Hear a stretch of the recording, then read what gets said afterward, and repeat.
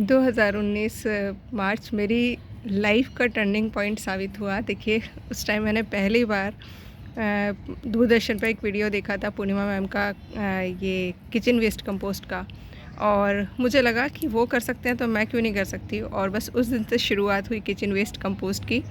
पूरे साल मैंने किचन वेस्ट से कंपोस्ट बनाया। पहली बार बहुत ही गड़बड़ की थी जैसे आप लोग कर जाते हैं, स्मेल और कीड़े वो सब मैंने भी किया।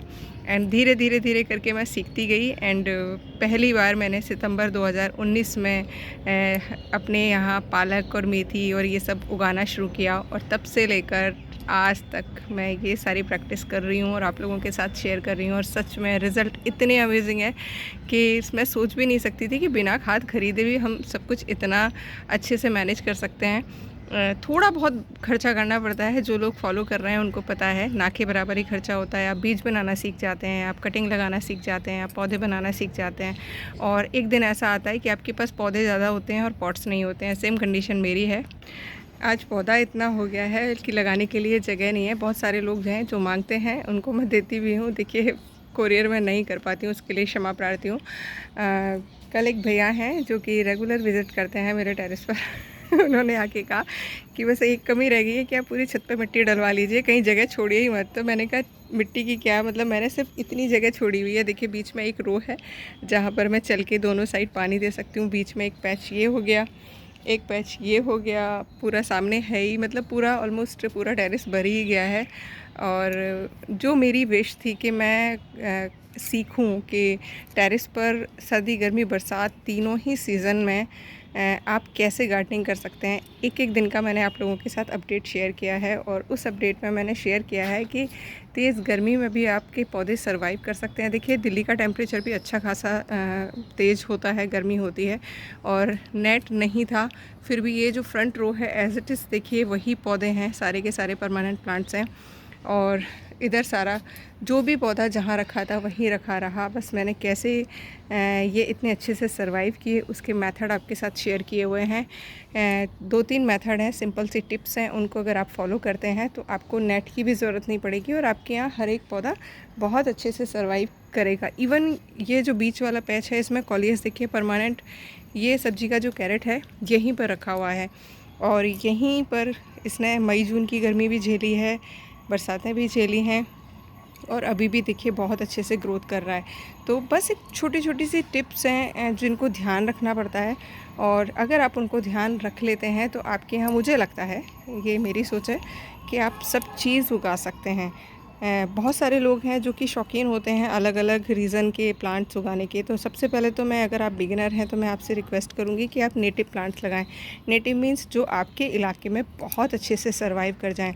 तो क्या होगा कि आपकी प्रैक्टिस हो जाएगी कैसे मिट्टी बनानी है, कैसे पानी देना है, कैसे केयर करनी है। और उसके बाद आप सारे एक्सपेरिमेंट करिए।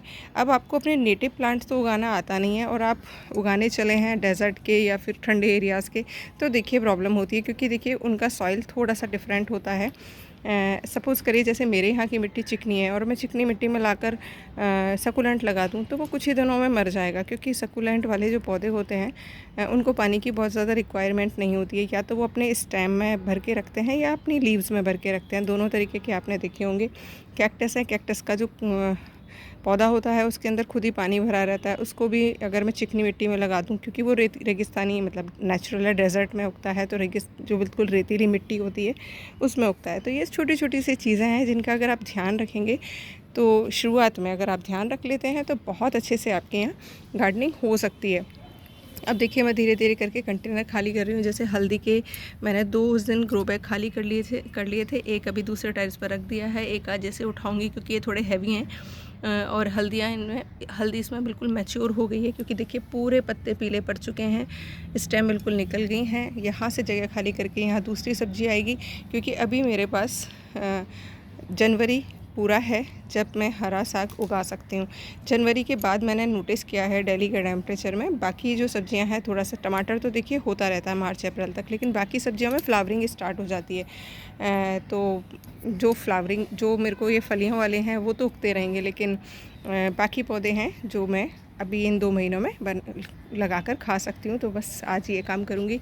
और अगेन यही कहना चाहूँगी कि पॉट्स में भी गार्डनिंग हो सकती है, बहुत अच्छे से हो सकती है। बंचेस में आपके यहाँ टमाटर उग सकते हैं, हेल्दी टमाटर उग सकते हैं, ऑर्गेनिक उग सकते हैं। तो बस करना क्या है, कुछ नहीं करना है, मेरे 2-4 वीडियो देख लीजिएगा पुराने, और बस आपको तरीके पता चल जाएंगे कैसे पॉट फिल करना है, आसानी से हो जाएंगे। और जिन लोगों के घर में इस बार उन्होंने सब्जियां उगाई हैं, इस मेरे मेथड फॉलो करके प्लीज़ कमेंट बॉक्स में ज़रूर कमेंट करिएगा। किसी ने मुझसे पूछा था कि मैम जो फूल गोभी के पत्ते होते हैं क्या वाकई में वो कैल्शियम की कमी की पूर्ति करते हैं? तो यस, डेफिनेटली करते हैं। आप डेली एक पत्ता खाइए, क्योंकि देखिए पत्ता आप सब्जी बनाइए, मैं तो कह ही रही हूँ, एक भी पत्ता ऑर्गेनिकली अगर आप उगा रहे हैं तो सिंगल 1 लीव्स भी आपको वेस्ट नहीं करनी है, उसे कंपोस्ट बिन में भी नहीं डालना है। मैं कहूँगी आप उसे खुद कंज्यूम करिए, खाइए। मैं डेली मुझे देखिए मूली की पत्तों की सब्ज़ी कभी अच्छी नहीं लगी, मैं इतनी बड़ी हूँ बट मुझे कभी नहीं अच्छी लगी उसे। लेकिन मैं सच बताऊँ, मैं ये अपनी उगाई हुई मूलियों का डेली का 2-3 पत्ता खा रही हूँ, एकदम फ्रेश होता है, बस धोइए और खा लीजिए, और खाली पेट खाएंगे तो बहुत ही बढ़िया रिज़ल्ट आएंगे। तो आप बस तोड़िए, धोइए और खा लीजिए, बहुत फ़ायदा करेगा, खा के देखिएगा, टेस्ट पे भी अच्छा होता है। तो अगेन यही कहना चाहूँगी, ऑर्गेनिकली भी आप सारी चीज़ें ग्रो कर सकते हैं, करके देखिए एंड रिज़ल्ट उसके बाद मैस्मराइज़ हो जाएंगे आप, इतने अमेजिंग आने वाले हैं। तो करके देखिएगा एंड फिर रिज़ल्ट मेरे साथ शेयर करिएगा। Thank you for watching.